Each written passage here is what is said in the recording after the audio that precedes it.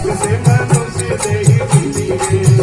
यमराज खाता खोल कहेगा कि बोल बोल, यमराज खाता खोल कहेगा कि बोल बोल, अब जो भाग से ही मिली रे।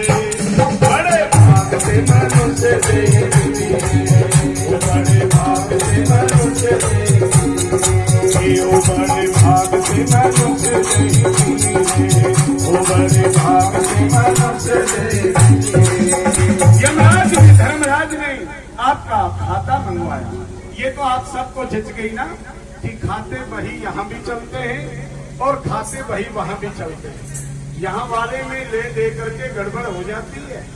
सही को अच्छा और अच्छे को सही कर सकते हैं, परंतु वहां ये गड़बड़ नहीं है। अवश्य में भोगना पड़ेगा।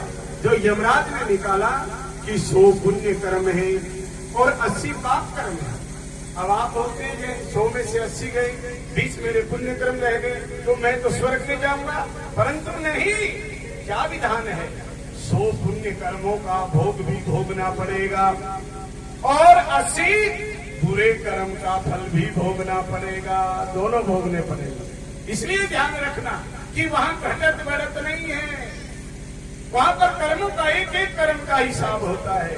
और जिस व्यक्ति को ये बात जच जाती है कि वहां वही खाता है, प्रत्येक कर्म का फल अवश्य में भोगना पड़ता है। वो बुरा काम नहीं करता, वो हेरा फेरी नहीं करता, वो आपसे किसी से नहीं डरता, पर उस परमात्मा से डरता है, उस परवरदिगार से डरता है, उस मालिक से डरता है।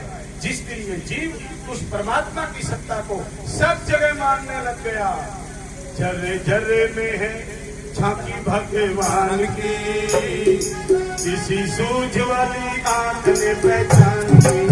ओ जर्रे जर्रे में है झांकी भगवान की, किसी सूझ वाली आंख ने पहचान की। जर्रे जर्रे में है झांकी भगवान की, किसी सूझ वाली आंख ने पहचान की।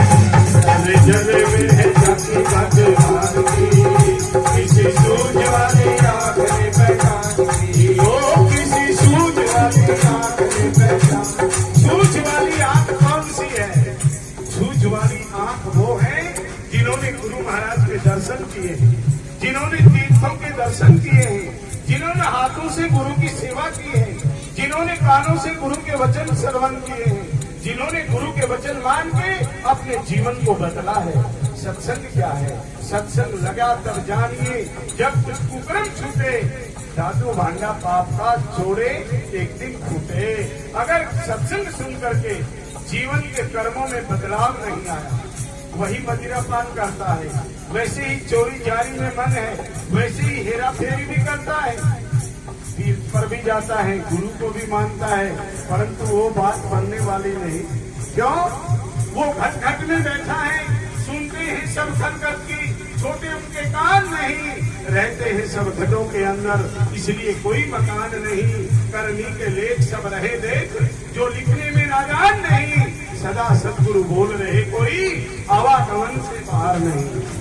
महात्मा भी कर्म की गति को स्वीकार करते हैं, राजा भी कर्म की गति को स्वीकार करता है, प्रजा भी कर्म की गति को स्वीकार करता है। कोई किसी ग्रंथ पंथ संत को माने, गहनो कर्मनो गति, कर्म को सब स्वीकार करते हैं। जब श्रेष्ठ कर्म ही वास्तविक जीव का उद्देश्य होना चाहिए, जीवन का उद्देश्य होना चाहिए, सत्संग का उद्देश्य होना चाहिए, तो फिर भटकते क्यों है? इसलिए अपने कर्म सुधारो। सत्संग में चाहे कम आवे कोई बात नहीं, श्रवण चाहे कम करे कोई बात नहीं, दान पुण्य चाहे कम हो कोई बात नहीं, पाखंड ऊपर से दिखावा चाहे कम करे कोई बात नहीं, पर अपने जीवन में मैं कहा करता हूँ, सब गुरुओं से बड़े गुरु आप हैं। आपको मालूम है आपके जीवन रूपी इस घट के अंदर, इस मटके के अंदर कहाँ कहाँ छिद्र है? 1 है, 2 है, 3 है, 4 है। आत्माओं को तो पूछना पड़ता है, बेटा मदिरापान करते हो क्या? और कोई हेरा फेरी तो जीवन में नहीं है। तो महात्मा के सामने आप झूठ भी बोल सकते हो, सही भी बता सकते हो, तो आपकी मर्जी है ना। पर आपको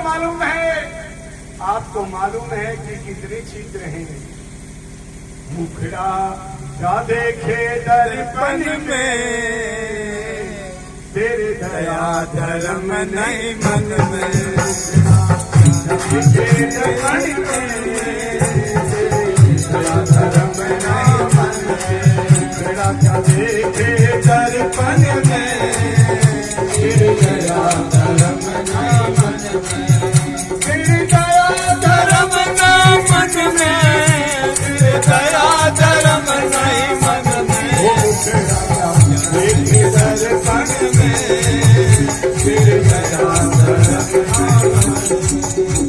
क्या देख